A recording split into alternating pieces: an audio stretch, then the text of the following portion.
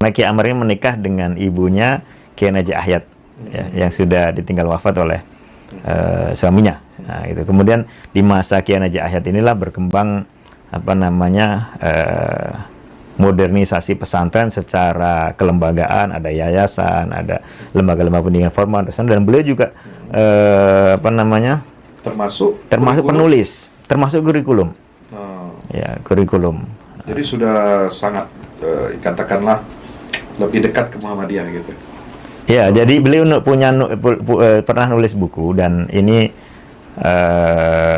pesanan dari Buya Muhammad Nasir untuk menghadiri salah satu seminar atau simposium di Riyadh kalau tidak salah waktu itu. Ya, nulis bukunya tentang Ta'assurat ad-Da'wat al-Islahiyah di kitab At-Tauhid oleh Syekh Muhammad bin Abdul Wahab rahimahullah. Jadi pengaruh kitab At-Tauhid itu ke komunitas-komunitas maupun lembaga-lembaga dan ormas-ormas reformis Islam di Indonesia, termasuk ya Al-Irsyad sebagiannya, kemudian Persis, Muhammadiyah, kemudian beliau juga menyebut beberapa lembaga gitu. Antaranya adalah Mas Bambang. Di situ beliau menjelaskan bahwa Mas Bambang juga punya perkembangan karena dulu ada disinformasi dan segala macam mengenai gerakan ini di Indonesia. Kemudian setelah itu ada pembaharuan dan seterusnya. Tapi kurikulum ilmu alatnya tetap sama ya. Ya, sorof, bahasa Arab. Ya, seperti biasanya pesantren dan lembaga pendidikan. Ya, itu hampir mirip juga dengan kondisi dengan pesantren di kami. Seperti itu di Ciamis ya. Beliau menuliskan kurikulum buku diktat untuk akidah, fikih dan tajwid. Ya. Adapun selebihnya umumnya menggunakan buku-buku yang memang sudah biasa beredar. Baik. Itu cerita tentang pesantren yang sekarang antum juga ikut mengelola ya, diamanahkan sebagai salah satu pengelola di situ. Nah, kembali ke Al-Azhar. Kalau ada guru kita di sana yang mengatakan, ada salah seorang ulama di Al-Azhar mengatakan, kami menerima Ibnu Taimiyah secara fikih. Fikihnya dikaji, bahkan sekarang kan banyak fatwa-fatwa di majami fikih ekonomi Islam, itu fatwa Ibnu Taimiyah jadi rujukan penting. Termasuk dalam ahwal syakhsiyah. Ya. Karena banyak menggunakan metode maslahah, mengambil istinbat dari maqasid syariah, kemudian maslahah dan lain sebagainya. Tapi kami tidak menerima akidahnya. Gitu. Itu kan menunjukkan ada pengakuan soal keulamaan. Ya, tapi karena berbeda secara akidah, maka tidak diterima, dan ini sesuatu yang wajar, ya kan? Tetapi kita bisa membicarakan itu dalam dua pembicaraan. Kalau pembicaranya adalah tertuju kepada ketokohan Ibnu Taimiyah dan figur beliau sebagai seorang ulama, ya, termasuk ulama di dalam akidah, ini sudah seolah-olah kalimatu ijma' lah dari para ulama-ulama besar, termasuk sebagiannya adalah tokoh-tokoh Al-Azhar. Kita kenal misalnya Syekhul Azhar Abdurrahman Bisor, ya, itu beliau memberikan pengantar untuk bukunya Dr. Muhammad Jalayan. Ya, beliau luar biasa pujiannya terhadap ketokohan Ibnu Taimiyah, padahal buku itu bicara soal takwil. Qadiyat takwil dalam masalah akidah, ya. Dan Syekh Bisor ini bukan syekh sembarangan, beliau ini ahli filsafat. Kan Masyayikh Al-Azhar itu punya bidang sendiri-sendiri ya. Ada yang lebih ke fikih, ada yang lebih ke tafsir gitu. Nah, Syekh Bisor ini lebih ke akidah dan filsafat. Ketika memuji luar biasa, bahkan mengatakan Ibnu Taimiyah ini termasuk orang-orang langka yang senilai dengan umat. Satu umat, rajulun bi ummah gitu. Kemudian ketokohannya dan kepakarnya tidak cukup untuk digoreskan oleh pena saya dan seterusnya.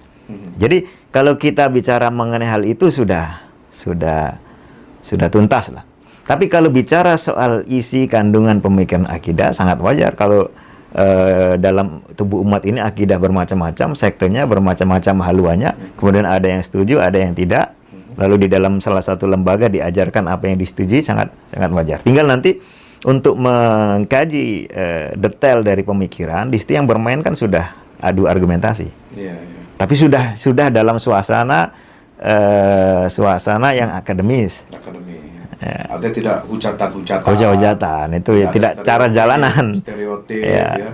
Kemudian menganggap semua salah dan lain sebagainya. Seperti halnya ketika dialektika antara Asy'ariyah dengan Mu'tazilah itu kan cukup panas juga sebagiannya. Tapi pada intinya ketika sudah masuk ke dunia keilmuan dan akademisi, kan tinggal dihadapkan yang sebelah sini argumentasinya apa, sebelah sini argumentasinya apa, dibandingkan. Gitu. Dan itu pula yang dilakukan oleh Ibnu Taimiyah ketika berdialektika dengan Asy'ariyah, ketika berdialektika dengan falasifah di zamannya, berdialektika dengan wujudiyah ataupun penganut aliran wahdatul wujud. Ya. Langsung fokus pada argumentasinya seperti apa. Ya, ya. Jadi sosok Ibnu Taimiyah ini sangat menarik bagi kalangan, terutama kalangan aktivis ya, gerakan-gerakan Islam sekarang, di mana dia berdialog langsung jadi buku tebal-tebal sekali. Dialog dengan Syiah jadi Minhajus Sunnah, dialog dengan falasifah jadi Darut Ta'aruf, ya kan. Kemudian dialog dengan Mantiqin jadi kitab Radhiyallahu Mantiqin. Dan sebagian itu ditulis ketika beliau di penjara. Ketika tidak seleluasa orang punya perpustakaan. Ya,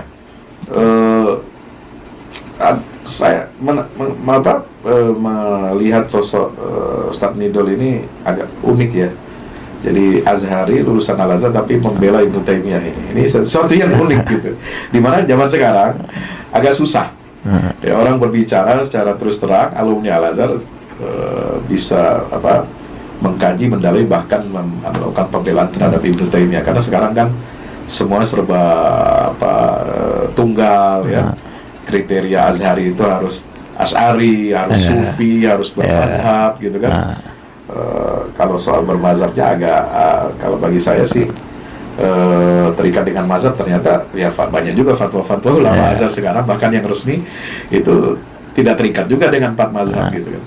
Bahkan tokoh-tokoh Al-Azhar awal itu yang kemudian memprakarsai, memasukkan termasuk madhab Zaidi dan madhab Ja'fari ke dalam barisan madhab yang diakui.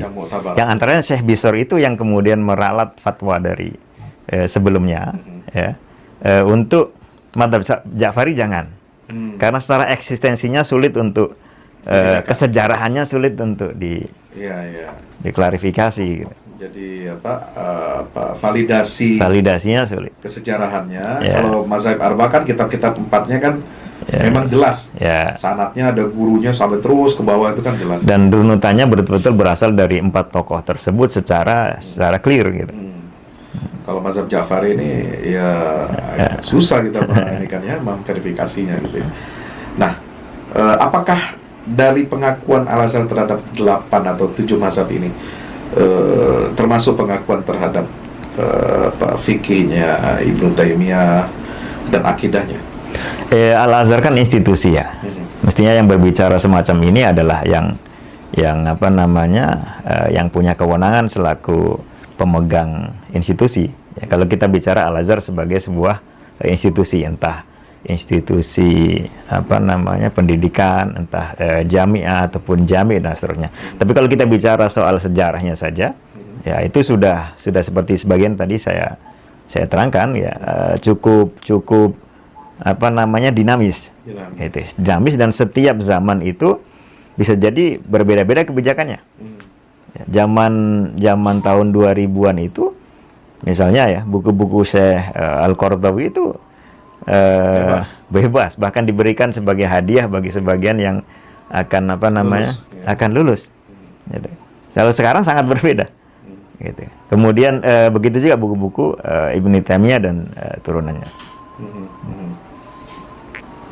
Di break dulu. Ya, di-cut dulu ya. Ya. Lupa tadi nggak dia.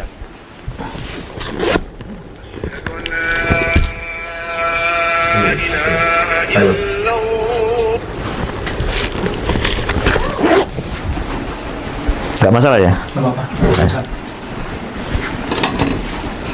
Jadi memang periodisasinya tergantung ini ya. Jadi Al-Azhar memang juga tidak lepas. Sebentar. Ini sudah mulai tuh? apa-apa. Oh ya, nanti Jadi, situasi tidak lepas dari kondisi politik dalam negeri ya, ya. termasuk di Mesir dan juga dunia Arab secara Itu kalau kita bicara soal kebijakan ataupun sudut pandang Al-Azhar. Ya. Tapi kalau tadi pertanyaan itu kan lebih kepada kaitannya kita selaku yang pernah belajar di Al-Azhar terhadap perkara ini. Nah, kalau tadi ada 2 poin. Pertama soal pembelaan. Kalau menurut saya pembelaan itu sudah itu urusan kedua. Ya. Yang lebih penting itu sebetulnya adalah mengkaji atau tidak mengkaji.